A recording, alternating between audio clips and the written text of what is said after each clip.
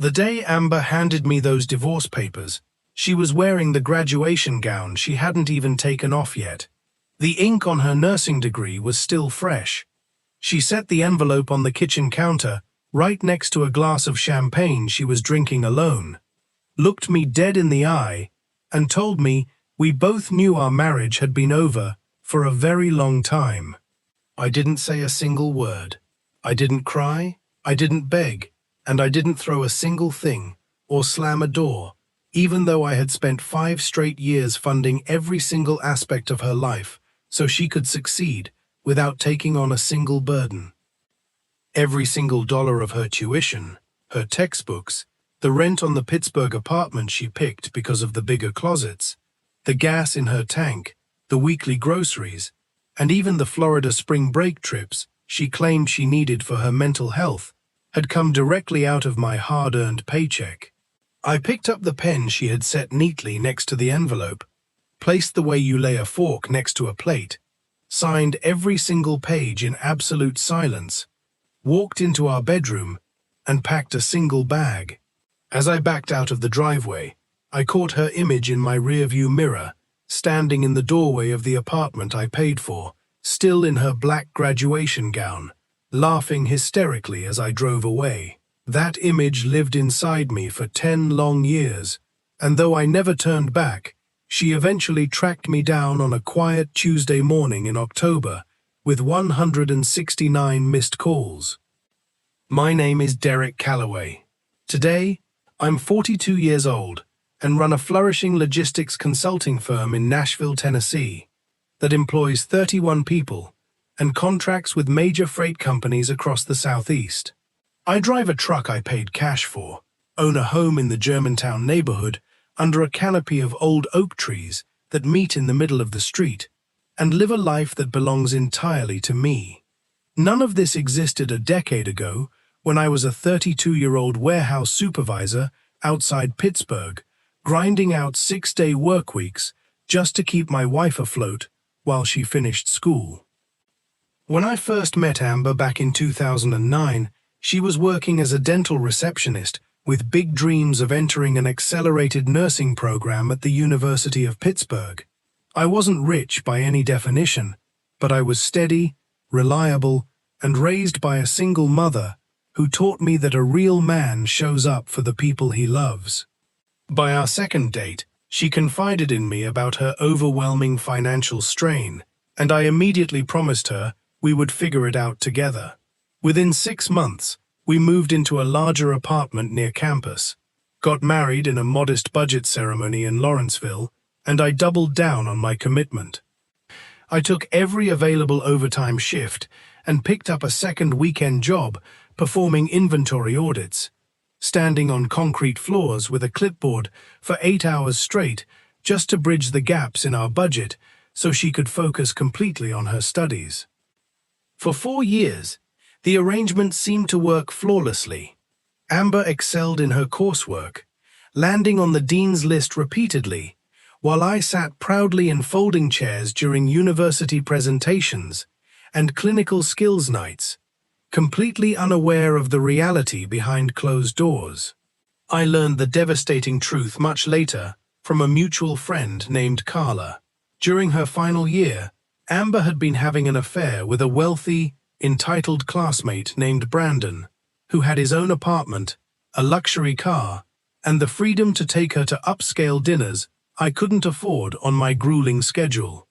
She had admitted to our friend that she felt she had outgrown me, but was deliberately holding off on filing for divorce until she secured her nursing license. She used me until the absolute last tuition payment was cleared, the final clinical rotation was finished, and the diploma was in her hand. The very evening of her graduation ceremony, she served me with divorce papers her attorney had spent weeks drafting behind my back. Walking away clean was far more painful than anyone admits, and the months that followed were some of the darkest of my life.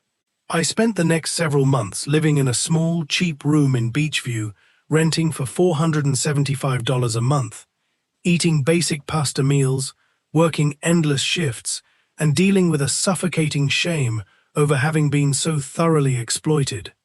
I replayed 5 years of memories over and over, wondering how I had been so blind.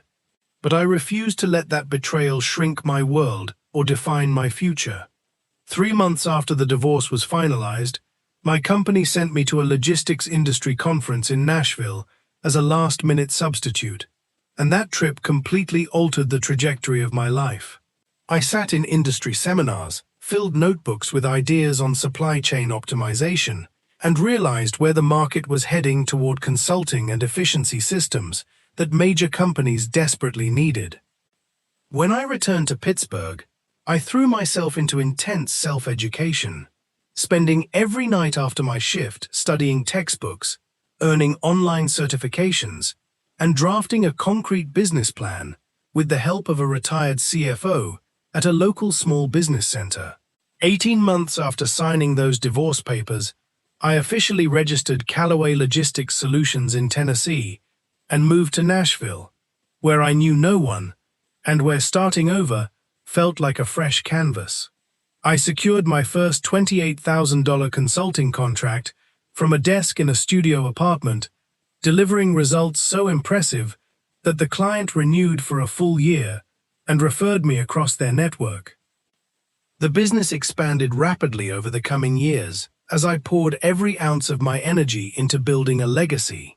By year 3, I hired my first full-time employee and hit 6 figures in revenue, and by year 8, our team grew to 31 professionals operating out of a real corporate office in the Gulch neighborhood. When I finally closed on my Germantown house, sitting at the title company table signing my own deed, I briefly remembered the last time I had signed papers under pressure, felt a quiet sense of accomplishment, and stepped out into a life built entirely by my own hands. I never spent those 10 years consumed by hatred or bitterness, because holding on to anger would have destroyed what I was trying to build. I simply learned the hard lesson that generosity should never be given to someone who views it as a resource to be harvested.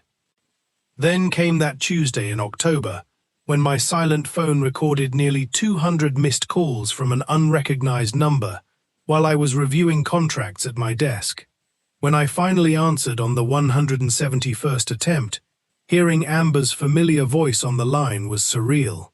She spoke continuously for 11 straight minutes, revealing that the picture-perfect life she had envisioned with Brandon had completely disintegrated into financial control, deceit, and emotional abuse. Their marriage had collapsed after 4 turbulent years, leaving her with little more than her nursing license, living in a single rented room and working long hospital shifts at Upham C. Mercy to rebuild her life from scratch.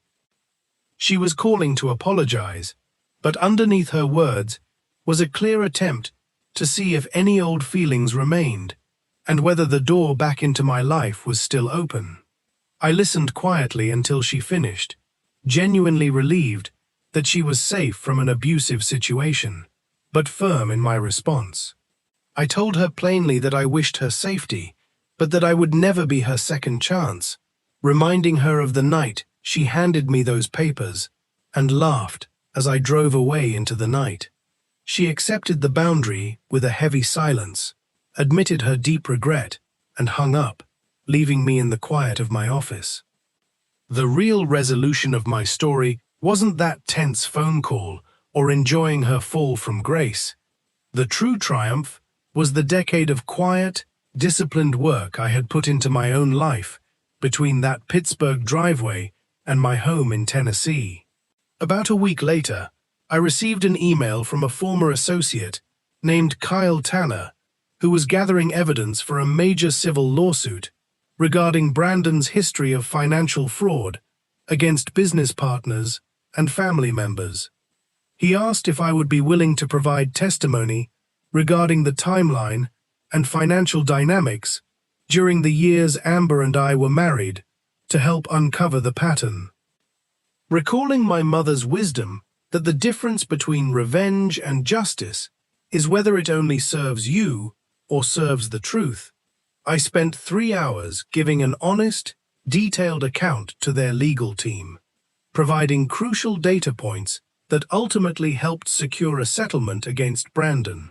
When Amber texted me afterwards acknowledging what I had done and stating she didn't deserve my help, I simply replied for her to take care of herself and closed that chapter permanently. When Amber handed me those papers a decade ago, she believed she was discarding a man who had served his purpose, completely failing to realize she was actually unlocking the door to my full potential. Rebuilding required going through painful, lonely nights and pushing through terrifying uncertainty. But every hour she returned to me became an asset I used to construct a life of genuine freedom, success, and peace. Today, standing on my porch under the arching trees alongside true friends and a thriving company, I am no longer the broken man who drove away from that apartment. I am the undeniable result of choosing to build instead of collapse.